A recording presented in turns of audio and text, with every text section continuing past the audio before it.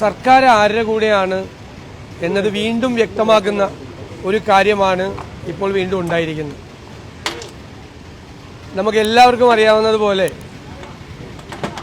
കഴിഞ്ഞ ദിവസം പെരിയ കൊലക്കേസിൽ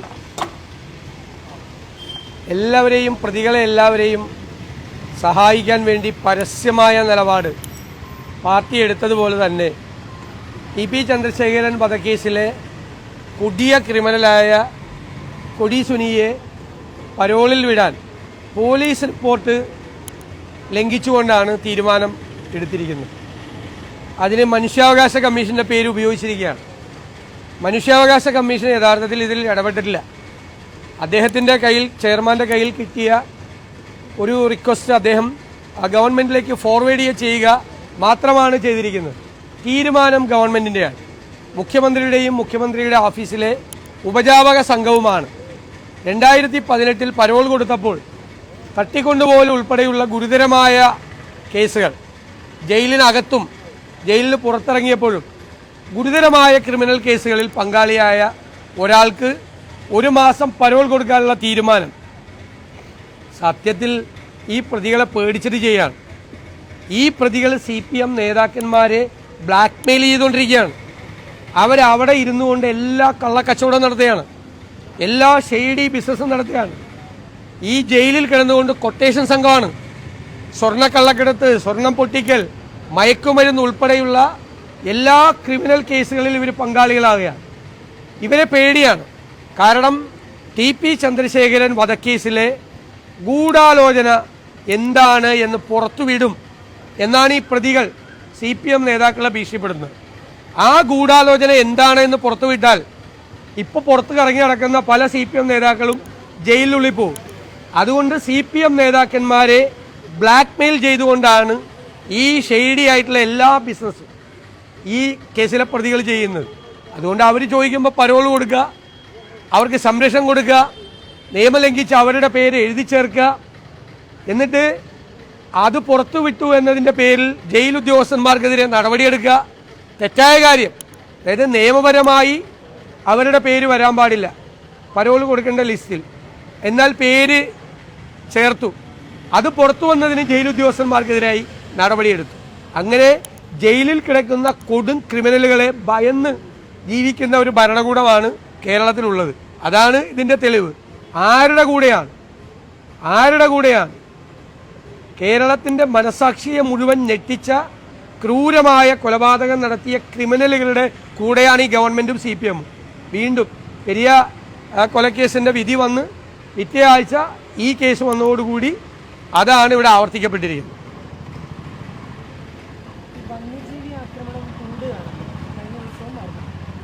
നിസ്സംഗതയാണ് സർക്കാരിൻ്റെ മുഖമുദ്ര.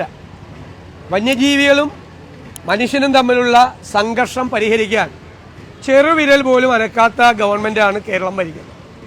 ഞങ്ങൾ നിയമസഭയ്ക്കകത്ത് നിരവധി പ്രാവശ്യം ഈ വിഷയം കൊണ്ടുവന്നു. സത്യത്തിൽ കഴിഞ്ഞ കുറച്ച് വർഷങ്ങൾക്കുള്ളിൽ 1000-ഓളം പേരാണ് വന്യജീവി ആക്രമണത്തിൽ ഈ കേരളത്തിൽ കൊല്ലപ്പെട്ടത്. 1000-ഓളം പേർ. നിയമസഭയിൽ കിട്ടിയ മറുപടിയാണ്. 1000-ഓളം പേർ കൊല്ലപ്പെട്ടു. മതിൽ പണിയുന്നില്ല, കിടങ്ങ് പണിയുന്നില്ല, സൗരോർജ്ജ വേലിയില്ല, ഒരു പരിപാടിയില്ല, ഒരു പൈസയില്ല, ഒരു പൈസയും ചെലവാക്കുന്നില്ല.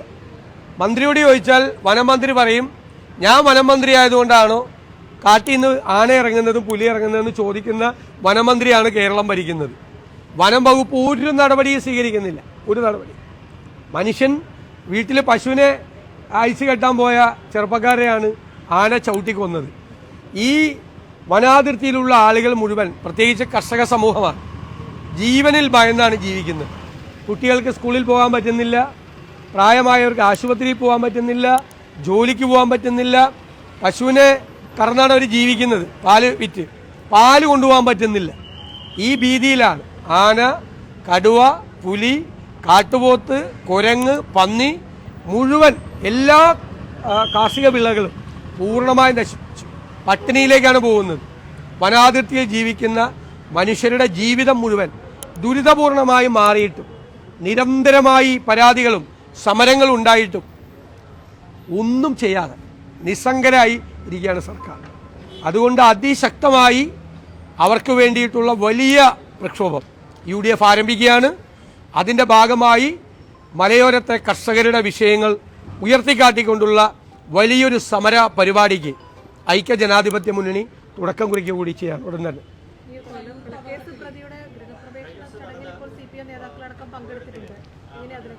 അല്ല, അവരുടെ കൂടെയാണ്, കൊലക്കേസ് പ്രതികളുടെ കൂടെയാണ്, ക്രിമിനലുകളുടെ കൂടെയാണ്. ഇപ്പം പത്തനംതിട്ട ജില്ലയിലെ അറിയപ്പെടുന്ന ക്രിമിനലുകൾ മുഴുവൻ CPM ചേരുക. കാരണം ഏറ്റവും സേഫാണ്. SFIക്കാരെ കൊല്ലാൻ വേണ്ടി ശ്രമിച്ച വധശ്രമ കേസിലെ പ്രതിയെ വരെ പത്തനംതിട്ട ജില്ലയിൽ മന്ത്രിയാണ് മാലയിട്ട് സ്വീകരിച്ചത്. പദവിയും കൊടുക്കുകയാണ്, പാർട്ടിയിൽ പദവി കൊടുക്കുകയാണ് അറിയപ്പെടുന്ന ക്രിമിനലുകളെ, കാപ്പ കേസിൽ ഉൾപ്പെടെയുള്ളവരെ. അപ്പോൾ ക്രിമിനലുകളുടെ ഏറ്റവും വലിയ താവളമായി CPM മാറിയിരിക്കുകയാണ്. എന്നിട്ട് റോഡ് തടുത്തു നിർത്തി റോഡിലെ ജംഗ്ഷനിൽ വാഹനം കൊണ്ടുപോയിട്ട് വാഹനത്തിൻ്റെ ബോണറ്റിൽ വെച്ചാണ് ക്രിമിനലുകൾ ബർത്ത്ഡേ പാർട്ടി ആഘോഷിക്കുന്നത്. റോഡിൻ്റെ ജംഗ്ഷനിൽ ചോദിക്കാൻ ആരുമില്ല, പോലീസ് വന്ന് എസ്കോർട്ട് കൊടുക്കുകയാണ്.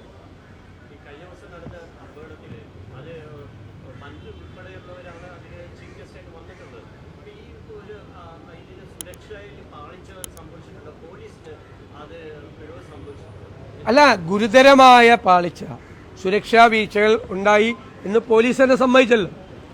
ഒന്ന് ഇത്രയും വലിയ പരിപാടികൾ നടക്കുമ്പോൾ ആ സ്ഥലമാണ് GCDയിലെ എഞ്ചിനീയറിംഗ് വിങ് ഹൈബിയുടെ ചൂണ്ടിക്കാട്ടിയിട്ടുണ്ടായി. അവരത് ശ്രദ്ധിക്കണമായിരുന്നു. വലിയ പരിപാടികൾ നടക്കുമ്പോൾ ഉള്ള സുരക്ഷാ സംവിധാനം പോലീസ് പരിശോധിക്കണം. പോലീസ് ഉത്തരവാദിത്തമില്ലേ? കളമശ്ശേരിയിൽ ഒരു അപകടം ഉണ്ടായതല്ലേ? കളമശ്ശേരിയിൽ കിസാറ്റിൽ വലിയ അപകടം ഉണ്ടായതല്ലേ? അന്നും പോലീസിൻ്റെ അനാസ്ഥയുണ്ടായിരുന്നു. ഇവിടെയും പോലീസിൻ്റെ അനാസ്ഥയുണ്ട്. 10-15,000 പേര് പങ്കെടുക്കുന്ന ഒരു പരിപാടിയിൽ എങ്ങനെയാണ് ഇവർ ആളുകളെ കബളിപ്പിച്ച് പൈസ മേടിക്കുകയാണ് ഇതിൻ്റെ സംഘാടകർ പല പ്രാവശ്യം. എത്രയോ പരാതികൾ ആളുകൾ ഇപ്പോൾ കൊടുത്തു കഴിഞ്ഞു. പോലീസ് ഒരു രീതിയിൽ അന്വേഷിക്കുന്നില്ല. ഇത്രയും തട്ടിപ്പ് പരിപാടികൾ നഗരത്തിൽ നടത്തി ആളുകളെ ചൂഷണം ചെയ്യാണ്. അപ്പോൾ പോലീസിനും GCDAക്കും എല്ലാവർക്കും സംഘാടകർക്കും ഒക്കെ പൂർണ്ണമായ ഉത്തരവാദിത്വമുണ്ട്. ഇന്നലെ ഇവിടെ മിനിസ്റ്റർ പറഞ്ഞത്, സജി ചെറിയൻ പറഞ്ഞത്, സംഘാടനത്തിൽ കുറ്റമേ ഇല്ല, കുറ്റമറ്റ സംഘാടനം. സ്റ്റേജിന്റെ കാര്യത്തിൽ പോലീസിനെ വിട്ട് അപ്പോൾ തന്നെ നോക്കിക്കഴിഞ്ഞപ്പോൾ കൃത്യമായ വളരെ സുരക്ഷിതമായ സ്റ്റേജാണ്, അതിനകത്ത് ബലക്കുറവില്ല. ഇത് രണ്ടുമാണ് ഇന്നലെ പറഞ്ഞത്.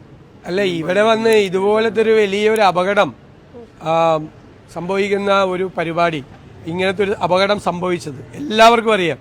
നിങ്ങളെല്ലാവരും റിപ്പോർട്ട് ചെയ്തതാണ്. കൃത്യമായ സുരക്ഷാ വീഴ്ച കൊണ്ടാണ് സംഭവം ഉണ്ടായത്. ഇത്രയും വലിയ ഉയരത്തിൽ ഒരു സ്റ്റേജ് പണിതിട്ട് ആ സ്റ്റേജിൻ്റെ മുമ്പിൽ ഒരു ബാരിക്കേഡ് പോലും ഇല്ലാതെ ഏറ്റവും കൊണ്ടുപോയി ഫ്രണ്ട് ലെയറിലുള്ള ചെയർ മുഴുവൻ ഏറ്റവും അടുത്ത് കൊണ്ടുപോയിട്ടിട്ട് നടക്കാൻ പോലും ആളുകൾക്ക് സ്ഥലമില്ലാത്ത രീതിയിൽ പരിപാടി വെച്ചു. ഞാൻ ചോദിക്കട്ടെ, മന്ത്രിയോട് ചോദിക്കാനുള്ള ചോദ്യം, പിന്നെന്തിനാ അന്വേഷണം നടത്തുന്നത്? ഈ മന്ത്രി തന്നെ അങ്ങ് തീരുമാനം പ്രഖ്യാപിച്ചാൽ മതിയല്ലോ, ഒരു സുരക്ഷാ വീഴ്ചയില്ല, ഒരു കുഴപ്പമില്ലെന്ന്. പിന്നെ ആരെ പറ്റിക്കാനാണ് ഈ അന്വേഷണം നടത്തുന്നത്? അതൊന്നും വേണ്ട. തീർച്ചയായിട്ടും ഇല്ലെങ്കിൽ പുറത്തു വരില്ല. അതാണ് കറക്റ്റായിട്ടുള്ള കാര്യം. നിരന്തരമായി ഇത്തരം പരിപാടികൾ നടക്കുമ്പോൾ, ഇപ്പോൾ മുഖ്യമന്ത്രി പങ്കെടുക്കുന്ന ഒരു പരിപാടിയാണെങ്കിൽ ഇത് മതിയാ സുരക്ഷ? അങ്ങനെ ആയിരിക്കുമോ നോക്കുന്നത്? ഇപ്പോൾ മുഖ്യമന്ത്രി പങ്കെടുക്കുന്ന പരിപാടിയുടെ കാര്യം മാത്രം നോക്കിയാൽ മതിയാ? സുരക്ഷാ വീഴ്ച പോലീസ് നോക്കിയാൽ മതിയാ? പ്രത്യേകിച്ച് ഇത്രയും ആളുകൾ പങ്കെടുക്കുന്ന പരിപാടിയിലെ എൻട്രൻസ്, ആളുകൾ പുറത്തേക്ക് പോകുന്നത്, അവിടെ സ്റ്റേജ് അറേഞ്ച് ചെയ്തിരിക്കുന്നത്, ആൾക്കൂട്ടത്തെ നിയന്ത്രിക്കുന്നത്, ഇതെല്ലാം പോലീസ് പരിശോധിക്കണ്ടേ? പോലീസ് ഇതൊന്നും പരിശോധിച്ചിട്ടില്ല.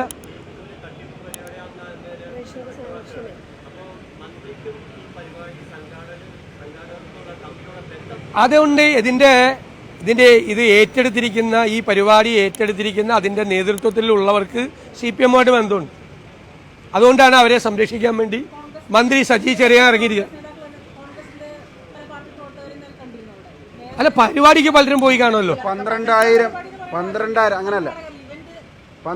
ഇതിൽ 2 കാര്യങ്ങൾ പ്രധാനപ്പെട്ട കാര്യങ്ങളാണ്. ഒന്ന്, കഴിഞ്ഞ GCDAയുടെ ബഡ്ജറ്റ് പ്രഖ്യാപിച്ചപ്പോൾ ആ ബഡ്ജറ്റിൽ കായികേതര പരിപാടികൾക്ക് കൊടുക്കാൻ വേണ്ടി തീരുമാനിച്ചു. ഈ international stadium, Jawaharlal Nehru international stadium പണിതത് ഇവിടുത്തെ സ്പോർട്സിനെ പ്രൊമോട്ട് ചെയ്യാൻ വേണ്ടിയിട്ടാണ്. കായികേതര പരിപാടികൾക്ക് ലക്ഷക്കണക്കിന് രൂപ വാടക കൊടുത്ത് ഈ പരിപാടികൾക്ക് വേണ്ടി, അതൊരു സ്റ്റാർ നൈറ്റ് ആകാം, എന്തും ആകാം. ഇപ്പോൾ നമുക്ക് ഗ്രൗണ്ടിൻ്റെ നടുക്ക് പോയി കുഴിയിടാൻ സാധിക്കില്ല, കാരണം ഗ്രൗണ്ട് കേടാവും. അതിന് എഞ്ചിനീയറിംഗ് വിങ് ശ്രദ്ധിക്കാറുണ്ട്. അതുപോലെ ഇവർ നടത്തുന്ന എന്ത് നിർമ്മാണ പ്രവർത്തനങ്ങളാണെങ്കിലും അതിനൊരു സേഫ്റ്റി പ്രോട്ടോക്കോൾ പാലിക്കാൻ അതിൻ്റെ GCDയുടെ എഞ്ചിനീയറിംഗ് വിങ് തയ്യാറാവണം. പിന്നെ 12,000 കുട്ടികൾ പെർഫോം ചെയ്ത ഒരു പരിപാടിയിൽ ആ 12,000 കുട്ടികളുടെ പാരൻസ് വരും. അവരെല്ലാ പാർട്ടിയിലും പെട്ട ആളുകളുണ്ടാവും. അവരുടെ രാഷ്ട്രീയ പശ്ചാത്തലം നമുക്ക് അന്വേഷിക്കാൻ പറ്റും. ബഹുമാനപ്പെട്ട പ്രതിപക്ഷ നേതാവ് പറഞ്ഞത് സംഘാടകർക്ക് പ്രധാനപ്പെട്ട ആളുകൾക്ക് പാർട്ടിയുമായി ബന്ധമുണ്ട് എന്നുള്ളതാണ്.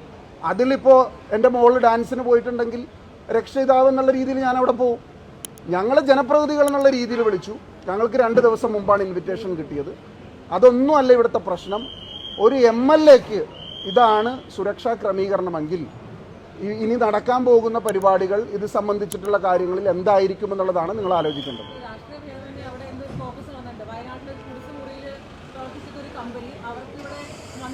അതുകൊണ്ടാണ് ഞാൻ പറഞ്ഞത് അതാണ്. അതായത് ഇതിൻ്റെ സംഘാടകരെ രക്ഷിക്കാൻ വേണ്ടിയിട്ടുള്ള ശ്രമമാണ് മന്ത്രി നടത്തിയത്. അല്ല, മന്ത്രി അല്ലല്ലോ. ഒരു അന്വേഷണം പോലീസ് നടത്തുന്ന സമയത്ത് ഒരു മന്ത്രി വന്ന് ഒരു സുരക്ഷാ വീഴ്ചയില്ല എന്ന് പറയുന്നത് അനൗചിത്യമല്ലേ? അനൗചിത്യമല്ലേ? മന്ത്രിക്ക് അത് പറയാമോ? മുഖ്യമന്ത്രിക്ക് പോലും പറയാൻ പാടില്ല. ആഭ്യന്തര വകുപ്പിന്റെ ചുമതലയുള്ള മുഖ്യമന്ത്രി പോലും പറയാൻ പാടില്ല.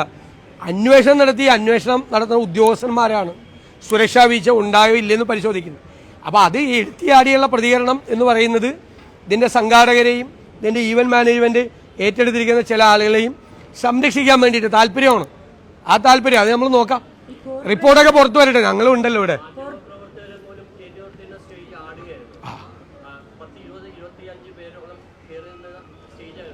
അതാണ്, അത്രയും ശ്രദ്ധയോടെ ഉണ്ടായിരുന്നല്ലോ. MP IB ഈഡൻ പറഞ്ഞത് കറക്റ്റാണ്. അത്രയും ഒരാളും പരിശോധിച്ചിട്ടില്ല. ഒരു ഏജൻസിയും GCDയോ പോലീസോ അവരുടെ എഞ്ചിനീയറിംഗ് വിങ്ങോ ആരും ഇത് പരിശോധിച്ചിട്ടില്ല. ആർക്കും വന്ന് ഇതുപോലെയൊക്കെ 10,000, 20,000, 30,000 ആളുകളുടെ പരിപാടി നടത്തി എന്തെങ്കിലും സംഭവം ഉണ്ടായി, ഒരു സ്റ്റാമ്പീഡ് ഉണ്ടായാൽ പോലും അതാണല്ലോ പറഞ്ഞത്. GCDയെ പ്രത്യേക അനുവാദം കൊടുത്തതാണ്. നോൺ സ്പോർട്സ് ഐറ്റത്തിന് പരിപാടി കൊടുക്കാനുള്ള തീരുമാനം GCDയെ തീരുമാനിച്ചാണ്, നമ്മൾ തീരുമാനിച്ചതല്ല. സ്പോർട്സിന്റെ പർപ്പസിന് വേണ്ടി UDFന്റെ കാലത്ത് ശ്രീ K കരുണാകരന്റെ കാലത്താണ് ജവഹർലാൽ നെഹ്റു സ്റ്റേഡിയം കൊണ്ടുവന്നത്. അപ്പോൾ അത് കായികേതര ആവശ്യത്തിന് വേണ്ടി കൂടി ഉപയോഗിച്ച് പൈസ ഉണ്ടാക്കാൻ ശ്രമിക്കുമ്പോൾ ഞാൻ ചോദിക്കട്ടെ, ഇത് സാധാരണ ഇത്രയും വരുന്ന ആൾക്കൂട്ടം വരുമ്പോൾ ശരിക്കും ഒരു സ്റ്റാമ്പീഡ് ഉണ്ടാകാതിരിക്കാൻ വേണ്ടിയിട്ട് വരെ ശ്രദ്ധിക്കും. കോളമായിട്ടൊക്കെ തിരിക്കും ഇല്ലേ? നമ്മൾ കോളമായിട്ടൊക്കെ തിരിക്കും. ഇങ്ങനെ ഈ ഓഡിയൻസ് പോലും, സ്റ്റേജ്, ഓഡിയൻസ് ഇതെല്ലാം ശ്രദ്ധിക്കും. ആളുകൾ കയറാൻ ഇതൊന്നും ശ്രദ്ധിക്കാത്തതുകൊണ്ടാണ് ക്യുസാറ്റിൽ വലിയ അപകടം ഉണ്ടായി, കുട്ടികൾ മരിച്ചത്. എന്നിട്ട് ഈ അനുഭവം നമ്മുടെ മുമ്പിൽ നിൽക്കുമ്പോഴാണ് ഇത്രയും വലിയ പരിപാടി ഒരു ശ്രദ്ധയും കൂടാതെ നടത്തിയത്. പിന്നെ ആരെ രക്ഷിക്കാൻ ആര് ശ്രമിച്ചാൽ നമ്മളെല്ലാം ഇവിടെ ഉണ്ട്, വരട്ടെ, റിപ്പോർട്ട് വരട്ടെ. കോർപ്പറേഷന്റെ അനുവാദം വാങ്ങേണ്ടതല്ലായിരുന്നോ? കോർപ്പറേഷന്റെ അനുവാദം വാങ്ങേണ്ടതാണ്. താൽക്കാലിക സ്റ്റേജ് ഉണ്ടാക്കാൻ വേണ്ടതായിരുന്നു, വാങ്ങിച്ചിട്ടില്ല. ഇല്ല, ഞങ്ങൾ ആരെയും കാണരുതെന്നാണ്. മക്കളെ 2 പേരല്ലാതെ ഒരാൾ, എല്ലാവരോടുള്ള അഭ്യർത്ഥന ആരും കാണരുത് എന്നാണ്. കാരണം ആ ശ്വാസകോശത്തിന് ചെറിയ തകരാറുള്ളത് കൊണ്ട് ഇൻഫെക്ഷൻ പോസിബിലിറ്റി ഉണ്ട്. അതുകൊണ്ട് ഞങ്ങൾ ആരും കണ്ടിട്ടില്ല. ഡോക്ടർമാർ പറഞ്ഞാൽ മാത്രമേ മക്കളെ കാരണം റെസ്പോൺസ് അവർ വിളിക്കുമ്പോൾ പ്രതികരണം ഉണ്ടാകുന്ന പരിശോധിക്കാൻ വേണ്ടിയിട്ട് മാത്രമാണ് മക്കൾ മാത്രം കയറുന്നത്. വേറൊരാളും ഞങ്ങളാരും ആ ഫ്ലോറിലേക്ക് പോലും കയറണ്ട എന്നാണ്. ഞങ്ങൾ ആരും കയറിയില്ല. വരട്ടെ, നമുക്ക് നോക്കാം.